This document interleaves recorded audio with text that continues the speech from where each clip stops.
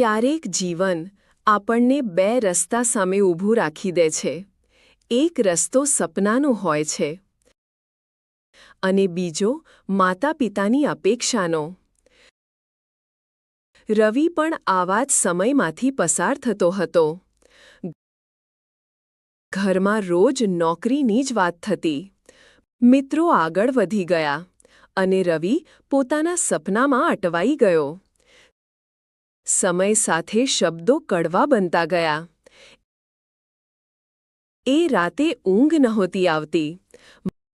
માતાની આંખોમાં ચિંતા બોલતી હતી. એ પહેલીવાર ખુલ્લેઆમ વાત કરી. અપેક્ષા પાછળ ગુસ્સો નહીં, ભય હતો. રવિએ મહેનત શરૂ કરી. સફળતા તરત ન આવી, પણ જવાબદારી આવી ગઈ. આ ખુશીના આંસુ હતા. એ દિવસે બધું બદલાઈ ગયું. સપના અને અપેક્ષા જો સમજ સાથે ચાલે તો જીવન સરળ બને.